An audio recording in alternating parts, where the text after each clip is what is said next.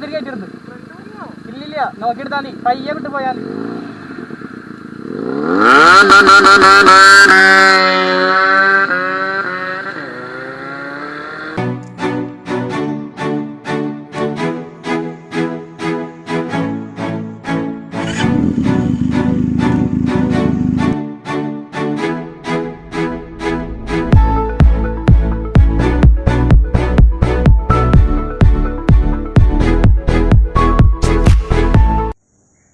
Hello guys, welcome back to my channel.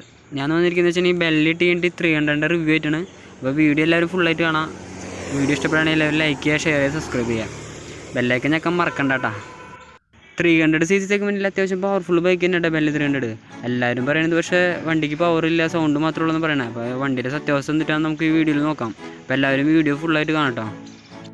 വണ്ടിയുടെ power delivery എങ്ങനെയാണെന്ന് വെച്ചിട്ടുണ്ടെങ്കിൽ 200cc ബൈക്കുകളൊക്കെ ഓടിച്ച് അത്യാവശ്യം പരിചയമുള്ളവർക്ക് സിമ്പിളായിട്ട് ഹാൻഡിൽ ചെയ്യാൻ പറ്റുന്ന വണ്ടിയാട്ടോ Benelli 300. വണ്ടി സിമ്പിളായിട്ട് ഹാൻഡിൽ ചെയ്യാൻ പറ്റുമെങ്കിലും അത്യാവശ്യം നല്ല പവർഫുൾ എഞ്ചിൻ തന്നെ കേട്ടോ Benelli 300. എന്നുവെച്ചാൽ RC 390 അത്രയ്ക്കും അഗ്രസീവ് പവറൊന്നുമില്ല. എന്നുവെച്ചാലും 150-160 സിമ്പിളായിട്ട് കയറും വണ്ടി. പിന്നെ വണ്ടി ഏത് കാറ്റഗറിയിൽ ഉൾപ്പെടുന്ന വെച്ച് കഴിഞ്ഞാൽ വണ്ടി ടൂർ ബൈക്ക് തന്നെയാണ്. ഡോമിനർ മോജ സെഗ്മെൻറ്റിൽ അത്യാവശ്യം നല്ല വണ്ടി തന്നെയാണ് TNT 300.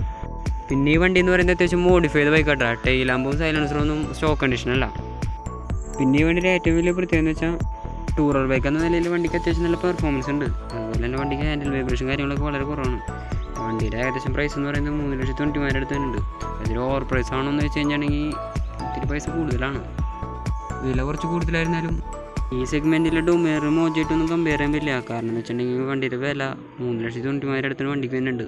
അതിൻ്റെ പ്രൈസ് എന്ന് പറഞ്ഞാൽ ബാക്കിയുള്ളതിൻ്റെ പ്രൈസ് വളരെ കുറവാണ്. പ്രൈസ് ഇത്തിരി കൂടുതലായിരുന്നാലും വണ്ടി 2 സിലിണ്ടറാണ്. ഡോമിനറിനെ വെച്ച് നോക്കുമ്പോൾ 2 സിലിണ്ടർ ആയതുകൊണ്ട് തന്നെ നല്ല പെർഫോമൻസും നല്ല റൈഡിങ് കംഫർട്ടും വണ്ടിക്ക് വരുന്നുണ്ട്.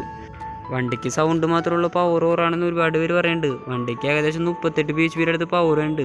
വണ്ടി സിമ്പിളായിട്ട് 160 കയറും. വണ്ടി സിമ്പിളായിട്ട് നല്ല സ്പീഡ് കാരണം പോലെ തന്നെ അത്യാവശ്യം നല്ല ബ്രേക്കിങ്ങിനായിട്ടാണ് വണ്ടിക്ക് തന്നെ. ഫ്രണ്ടിൽ ഡബിൾ ഡിസ്കാണ് തന്നെ. അത്യാവശ്യം അടിപൊളി ബ്രേക്കിങ്ങിനാണ് വണ്ടിക്ക് തന്നെ. വണ്ടിയുടെ സസ്പെൻഷൻ്റെ പ്രത്യേകതയും ടയർ സൈസിൻ്റെ വലുപ്പം കൂടുതലൊക്കെ കൊണ്ടാണ് വണ്ടി നല്ല ബ്രേക്കിങ്ങിന് കാരണം. ഫ്രണ്ടിൽ ഡബിൾ ഡിസ്ക് ഉള്ളതുകൊണ്ട് തന്നെ നമ്മൾ അത്യാവശ്യം നല്ല സ്പീഡിൽ പോകുമ്പോൾ തന്നെ വണ്ടി സിമ്പിളായിട്ട് നിർത്താൻ പറ്റും. പിന്നെ അതുപോലെ തന്നെ വണ്ടിയുടെ ഫ്രണ്ടിലെ ലിവർ എന്ന് പറയുന്നത് നമുക്ക് കംഫർട്ട് അനുസരിച്ച് അഡ്ജസ്റ്റ് ചെയ്യാൻ പറ്റുന്ന ലിവർ കൂടിയാണ്. അടിപൊളി ബ്രേക്കിങ്ങാണ് ചുരുക്കി പറഞ്ഞു. 2017 മുതൽ തുടങ്ങി ഡ്യുവൽ ചാനൽ ABS വണ്ടിക്ക്. അതുപോലെ തന്നെ വണ്ടിയുടെ ബാക്ക് ബ്രേക്ക് നോക്കുമ്പോൾ അത്യാവശ്യം നല്ല ബ്രേക്കിങ് തന്നെ കേട്ടോ. പക്ഷേ വണ്ടിയുടെ ബാക്ക് ബ്രേക്ക് അങ്ങനെ ആരും യൂസ് ചെയ്യാറില്ല. വണ്ടിയുടെ ഫുൾ കൺട്രോൾ എന്ന് പറയുന്നത് ഫ്രണ്ട് ബ്രേക്ക് തന്നെയാണ്. വണ്ടിയുടെ ബ്രേക്കിൻ്റെ കാര്യം എടുത്ത് പറയുമ്പോൾ അത്യാവശ്യം നല്ല വലിപ്പമുള്ള ടയർ സൈസ് തന്നെയായിട്ട് വണ്ടിയിൽ തന്നെ. ഫ്രണ്ടിൽ 120-70 ബാക്കിൽ 160-70 വരുന്നത്. അപ്പോൾ വണ്ടിക്ക് നല്ല കോർണറിങ്ങിനും നല്ല പെർഫോമൻസ് തന്നെ വണ്ടിക്ക് ടയർ നൽകുന്നുണ്ട്. വണ്ടിയുടെ മീറ്ററിൻ്റെ ഭാഗത്തേക്ക് പോകാമെന്ന് വെച്ചിട്ടുണ്ടെങ്കിൽ 200cc സെഗ്മെൻറ്റിൽ ബൈക്കുകൾക്ക് വന്നിട്ടുള്ള ഫീച്ചേഴ്സ് പോലും ഈ വണ്ടിക്ക് വന്നിട്ടില്ല. ആകെയുള്ളതെന്ന് പറയുന്നത് RS200 വളരെ അനലോഗ് മീറ്ററും പിന്നെ ഒരു ചെറിയ ഡിജിറ്റൽ മീറ്ററാണ് വന്നിട്ടുള്ളത്. ഇതിലാണെങ്കിൽ ഓപ്ഷൻസ് വളരെ കുറവാണ്. ട്രിപ്പ് 1, ട്രിപ്പ് 2, പിന്നെ ടോട്ടൽ കിലോമീറ്റർ, പിന്നെ മുകളിൽ ടൈം കാണിക്കുന്നുണ്ട്, പിന്നെ ഫ്യൂൽ ഗേജ് മാത്രമാണ് വന്നിട്ടുള്ളത്. പിന്നെ ഇപ്പുറത്തെ സൈഡിൽ ഇൻഡിക്കേഷൻ മീറ്ററിലേക്ക് പോകുമ്പോൾ ആകെ വന്നിട്ടുള്ള ന്യൂട്രൽ ലൈറ്റ്, പിന്നെ ഒരു ബ്രൈറ്റ് ലൈറ്റ്, പിന്നെ എഞ്ചിൻ ഓൺ ലൈറ്റ് മാത്രമാണ് വന്നിട്ടുള്ളത്. അതായത് ഒരു 4 ലക്ഷം രൂപ കൊടുത്ത് വാങ്ങുന്ന വണ്ടിക്ക് എന്നിട്ട് side stand indication, average mileage, മറ്റു ഫീച്ചേഴ്സ് ഒന്നും തന്നെ വന്നിട്ടില്ല. അതൊക്കെ മിസ്സിംഗ് ആണ്. വണ്ടിയുടെ ഹാൻഡിൽ ബാറിലേക്ക് പോകുമ്പോൾ റൈറ്റ് സൈഡിൽ എൻജിൻ ഓൺ ചെയ്യാനൊരു സ്വിച്ച്, പിന്നെ സെൽഫ് സ്റ്റാർട്ട് ചെയ്യാനായിട്ട് സ്വിച്ച്, പിന്നെ BS3 മോഡലായതുകൊണ്ട് ഹെഡ് ലൈറ്റിനൊരു സ്വിച്ച്. പിന്നെ ലെഫ്റ്റ് സൈഡിലേക്ക് പോകുമ്പോൾ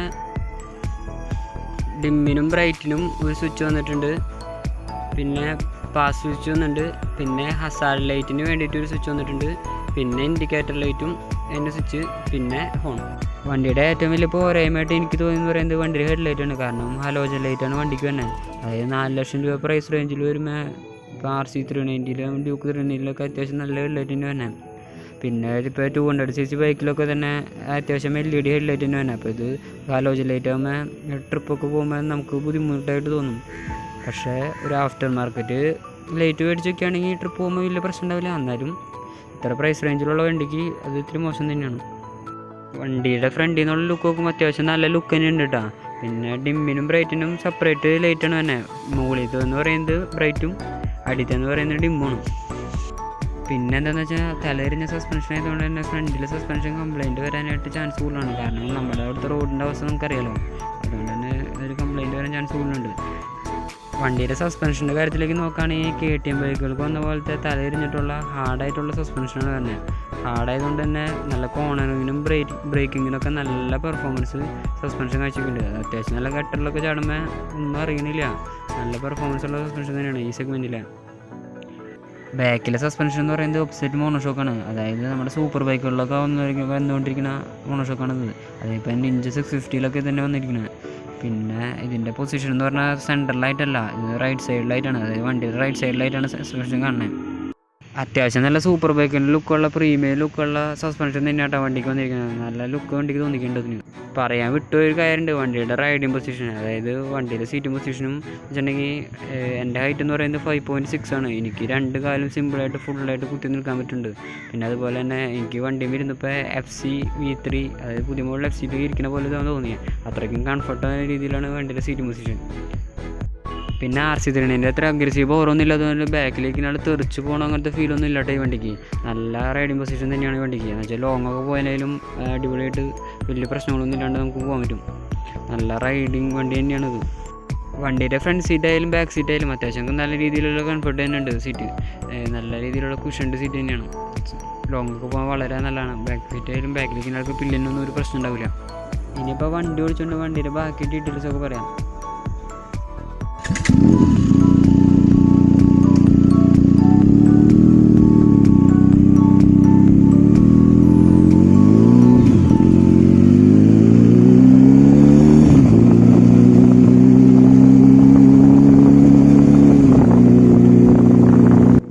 ഇനി വണ്ടിയുടെ കുറച്ച് ഫ്യൂച്ചേഴ്സും പോരായ്മകളും നമുക്ക് നോക്കാം. വണ്ടിയിൽ ഏറ്റവും വലിയ എടുത്ത് പറയേണ്ട ഫ്യൂച്ചേഴ്സ് എന്ന് പറയുന്നത് വേറെ ഒന്നുമല്ല, വണ്ടിയുടെ സൗണ്ട് തന്നെയാണ്. ഒരു രക്ഷയില്ലാത്ത മാരക സൗണ്ട് തന്നെയാണ് വണ്ടിക്കുള്ളത്. അതായത് 2 സിലിണ്ടർ ബൈക്കുകളിൽ തന്നെ ഏറ്റവും ടോപ്പായിട്ട് സൗണ്ട് തന്നെയാണ് വണ്ടിക്കുള്ളത്. 300cc സെഗ്മെൻറ്റിലെ ഏറ്റവും ബെസ്റ്റ് എക്സോസ്റ്റ് നോട്ടുള്ള വണ്ടി തന്നെയാട്ടാ TNT 300. അതായത് സ്റ്റോക്ക് കണ്ടീഷനിൽ നല്ല രീതിയിലുള്ള എക്സോസ്റ്റ് സൗണ്ട് ഉണ്ട്. ഒരു രക്ഷയില്ലാത്ത സൗണ്ടാണ്. ഈ വണ്ടിയുടെ ഏറ്റവും വലിയ പ്രത്യേകത എന്ന് പറയുന്നത് വണ്ടിയുടെ സൗണ്ട് തന്നെയാണ്. വണ്ടിയുടെ സൗണ്ട് കേട്ടിട്ടാണ് ഏകദേശം കുറേ പേരൊക്കെ വണ്ടി മേടിക്കണം ചെയ്യുന്നത്. വണ്ടിയുടെ എക്സോസ്റ്റ് സൗണ്ട് കേട്ടിട്ടുണ്ടെങ്കിൽ ഒരു രക്ഷയില്ലാത്ത സൗണ്ടാണ്. അതായത് സൂപ്പർ ബൈക്കിൻ്റെ പോലത്തെ സൗണ്ട് തന്നെ വണ്ടിക്ക് വന്നിരിക്കുന്നത്. 4 സിലിണ്ടർ വണ്ടിയാണെന്ന് തോന്നിപ്പോവും ചില സമയത്തൊക്കെ വണ്ടിയുടെ സൗണ്ട് കേട്ട് കഴിഞ്ഞാൽ. ഒരു രക്ഷയില്ല, സൗണ്ടിലൊന്നും ഈ വണ്ടി ഒരു കോംപ്രമൈസ് തന്നില്ല. ഈ വണ്ടിയിലാണ് ഇപ്പോൾ ആഫ്റ്റർ മാർക്കറ്റ് ഒരു എക്സോസ്റ്റാണ് ഇരിക്കുന്നത്. അതായത് ഒരു രക്ഷയില്ലാത്ത സൗണ്ട് തന്നെയാണ് ഇപ്പോൾ സാധാരണ റോഡിലൊക്കെ വണ്ടി ഇറക്കി കഴിഞ്ഞാൽ എല്ലാവരും നോക്കാണ്. ചിലവരൊക്കെ പ്രാവണതാണ്. പക്ഷെ നമ്മളെ വണ്ടി സൗണ്ട് കേൾക്കുമ്പോൾ നമുക്കൊരു സുഖം. എന്തായാലും വണ്ടിയുടെ സൗണ്ട് ഒരു രക്ഷയില്ല. അത് വണ്ടിയുടെ സൗണ്ട് എന്ന് പറയുന്നത് വണ്ടി എടുത്തു പറയേണ്ട ഒരു വലിയൊരു കാര്യം തന്നെയാണ്. എനിക്ക് തോന്നുന്നു ബെനലി അവരുടെ സൗണ്ട് എല്ലാ വണ്ടികളിലും സൗണ്ടിന് വേണ്ടിയിട്ട് പ്രത്യേക എഞ്ചിനീയേഴ്സിനെ തന്നെ തയ്യാറാക്കിയിട്ടുണ്ടെന്ന് തോന്നണേ. അവർക്ക് പ്രത്യേക ട്രെയിനിങ് കൊടുത്തിട്ടുണ്ടെന്ന് തോന്നണേ. അവരുടെ എല്ലാ വണ്ടിയിലും ഒരു രക്ഷയില്ലാത്ത സൗണ്ടാണ് വണ്ടികൾക്ക് ഉണ്ടാക്കിയുള്ളത്. എന്തായാലും സൗണ്ടിൻ്റെ കാര്യത്തിൽ ബെനലി എന്ന ബൈക്കിന് കോംപ്രമൈസ് ചെയ്യാൻ വേറെ ബൈക്കില്ലെന്ന് പറഞ്ഞ പോലെയാണ്. ബൈക്ക് ഇഷ്ടം പോലെ ഉണ്ട്, എന്നാലും 2 സിലിണ്ടറിൽ ഏറ്റവും അടിപൊളി സൗണ്ട് തന്നെയാണ്. ഇനി വണ്ടിയുടെ എഞ്ചിൻ സൈഡിലേക്ക് നോക്കുകയാണെങ്കിൽ 300cc ലിക്വിഡ് കൂളിൽ 2 സിലിണ്ടർ എഞ്ചിനാണ് വണ്ടിയുടെ. അതുകൊണ്ട് തന്നെ വണ്ടിയുടെ പവർ നോക്കുകയാണെങ്കിൽ 38 bhp. അത്യാവശ്യം നല്ല രീതിയിലുള്ള പവർ തന്നെ വണ്ടിക്കുണ്ട്. അതുപോലെ തന്നെ അത്യാവശ്യം നല്ല ടോർക്കുണ്ട്. 6 സ്പീഡ് ഗിയർ ബോക്സാണ് വണ്ടിക്ക് വന്നിട്ടുള്ളത്. അതുപോലെ തന്നെ 16 ലിറ്റർ ടാങ്ക് കപ്പാസിറ്റി ഉള്ളതുകൊണ്ട് തന്നെ ടൂറൊക്കെ പോകുമ്പോൾ തന്നെ ട്രിപ്പിന് പറ്റിയ വണ്ടി തന്നെയാണത്. ടൂർ ബൈക്ക് എന്ന നിലയിൽ അത്യാവശ്യം നല്ല ബൈക്ക് തന്നെയാണ് കേട്ടോ ഈ സെഗ്മെൻറ്റിലെ ബെനലി TNT 300. പിന്നെ ഈ വണ്ടിക്ക് എനിക്ക് തോന്നിയ കുറേ പോരായ്മകൾ തോന്നിയ ഏറ്റവും അതിൻ്റെ ഒന്നാമത്തെ പോരായ്മ എന്ന് പറയുന്നത് വണ്ടിയുടെ പ്രൈസാണ്. അതായത് 4 ലക്ഷത്തിൻ്റെ അടുത്ത് വണ്ടിക്ക് പ്രൈസ് തന്നെ ഉണ്ട്. അത് ഇത്തിരി ഓവറാണ്. അതിനുള്ള ഫ്യൂച്ചേഴ്സ് വണ്ടിക്ക് ഉണ്ടോ എന്നൊരു ചെറിയ ഡൗട്ടുണ്ട്. പിന്നെ അതുപോലെ തന്നെ വണ്ടിയുടെ സർവീസ് സെൻ്ററുകളുടെ അഭാവം. അതായത് സർവീസ് സെൻ്റർ കേരളത്തിൽ തന്നെ വളരെ കുറച്ച് സർവീസ് സെൻ്ററേ ഉള്ളൂ. അതിൻ്റെ ഒരു പ്രശ്നവും വണ്ടിക്ക് നിലവിലുണ്ട്. പിന്നെ മെയിൻ്റെനൻസ് സ്പെയറിനൊക്കെ അത്യാവശ്യം നല്ല രീതിയിൽ പൈസ ഉണ്ട്. ചെയിൻ സോക്കറ്റിനൊക്കെ 6000 രൂപ, മുന്നേ 13,000 ആയിരുന്നു, ഇപ്പോൾ അത് 6000 ആയിട്ട് കുറച്ചുണ്ട്. പിന്നെ സർവീസ് ഡിലേ ഒക്കെ വരുന്നുണ്ട്, അത്യാവശ്യം നല്ല രീതിയിൽ ഡിലേ വരുന്നുണ്ട്. അങ്ങനത്തെ കുറച്ച് പോരായ്മകളൊക്കെ വെച്ച് കഴിഞ്ഞാൽ വണ്ടി നല്ല വണ്ടി തന്നെയാണ്. പിന്നെ വണ്ടിക്ക് എനിക്ക് തോന്നിയ പോരായ്മ എന്ന് വെച്ചിട്ടുണ്ടെങ്കിൽ വണ്ടിയിൽ അത്യാവശ്യം പെട്രോൾ കുറയും. അതായത് റിസർവൊക്കെ ആയി കഴിയുമ്പോൾ വണ്ടി അത്യാവശ്യം നല്ല രീതിയിൽ മിസ്സിങ് ഉണ്ട്. മറ്റേ RS കൊണ്ടുള്ളൊക്കെ പറഞ്ഞ പോലെ നല്ല രീതിയിൽ മിസ്സിങ് ഉണ്ട്. പിന്നെ നല്ല രീതിയിൽ ചെളി തെറിക്കുന്നുണ്ട്. മഴക്കാലത്തൊക്കെ അത് നമുക്ക് ബുദ്ധിമുട്ടുണ്ടാവും. പിന്നെ ചെയിൻ സോക്കറ്റൊക്കെ അത്യാവശ്യം 14,000 കിലോമീറ്ററൊക്കെ ലൈഫ് കിട്ടുന്നുണ്ട്. പിന്നെ ടയറൊക്കെ ഒരു 8,000 കിലോമീറ്റർ കിട്ടുന്നുണ്ട്. പിന്നെ വണ്ടിയുടെ മൈലേജ് എന്ന് പറയുന്നത് ഏകദേശം ഒരു 20ൻ്റെ അടുത്ത്. എക്സോസ്റ്റ് മാറ്റിയിട്ടുണ്ടെങ്കിൽ ഒരു 18ൻ്റെ അടുത്ത് കിട്ടുള്ളൂ. അങ്ങനെ പിന്നെ വണ്ടിയുടെ കുറച്ച് ഗുണങ്ങൾ എന്ന് പറഞ്ഞു കഴിഞ്ഞാൽ ഇത് വണ്ടി ഒരു ടൂർ ബൈക്കാണ്. അത്യാവശ്യം നല്ല ടോർക്കുള്ളതുകൊണ്ട് തന്നെ നമുക്ക് വണ്ടി സിറ്റിയിലും നോർമൽ റോഡിലൊക്കെ ഓടിക്കാൻ പറ്റും. പിന്നെ വണ്ടിയുടെ ഹീറ്റിംഗ് ഇഷ്യൂ എന്ന് പറയുന്നത് നമ്മുടെ RC3 അത്രയ്ക്ക് ഭയങ്കര അഗ്രസീവ് പവർ ഇല്ലാത്തതുകൊണ്ട് തന്നെ വണ്ടിക്ക് അത്രയ്ക്ക് ഹീറ്റിംഗ് ഇഷ്യൂ ഒന്നുമില്ല. നോർമൽ ബൈക്കിൽ പോലെ തന്നെ ഹീറ്റിംഗ് ഉള്ളൂ. ഹീറ്റിംഗ് വലിയ കാര്യമായിട്ടില്ല. അപ്പോൾ അതിനും നല്ലൊരു ഇത് തന്നെയാണ് വണ്ടി. വണ്ടിയുടെ over price, maintenance, service cost എന്നിവയൊക്കെ കുറച്ച് പോരായ്മകളുണ്ട് വണ്ടിക്കുള്ളത്. അപ്പോൾ ടൂറർ ബൈക്ക് എന്ന നിലയിൽ ഈ സെഗ്മെൻറ്റിലെ മോജോ ഡോമിനർ മറ്റു ബൈക്കുകളൊക്കെ വെച്ച് നോക്കുമ്പോൾ അത്യാവശ്യം നല്ല വണ്ടി തന്നെയാണ് നമ്മുടെ Benelli TNT 300. ഈ വീഡിയോ എന്ന് പറയുന്നത് ഇത്രയൊക്കെ തന്നെ ഉള്ളൂ. Benelli TNT എൻ്റെ അഭിപ്രായത്തിൽ അത്യാവശ്യം നല്ല വണ്ടി തന്നെയാണ്.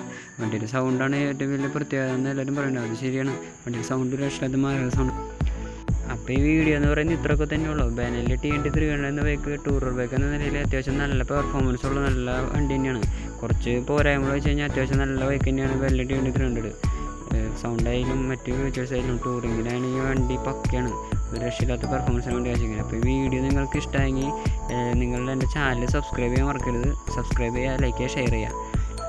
പിന്നെ നമ്മുടെ ഈ ചാനലിൽ ബൈക്കുമായി സംബന്ധിച്ച വീഡിയോസ് മാത്രമാണ് ചെയ്യുന്നത്. അപ്പോൾ നിങ്ങൾക്ക് ബൈക്കുമായിട്ട് എന്തെങ്കിലും ഡീറ്റെയിൽസ് അറിയാനുണ്ടെങ്കിൽ എൻ്റെ ഇൻസ്റ്റ ഐഡിയിലേക്ക് ഒരു മെസ്സേജ് അയച്ചാൽ മതി. അപ്പോൾ എൻ്റെ ഇൻസ്റ്റ ഐഡി ഞാൻ ഡിസ്ക്രിപ്ഷൻ ബോക്സിൽ കൊടുക്കാം. ദ 7th gearup എന്ന പേര്. അപ്പോൾ ഈ വീഡിയോ നിങ്ങൾക്ക് ഇഷ്ടമെങ്കിൽ എല്ലാവരും ഒന്ന് എന്നെ സപ്പോർട്ട് ചെയ്യുക. ഈ വീഡിയോ അടുത്ത വീഡിയോയിൽ കാണാം.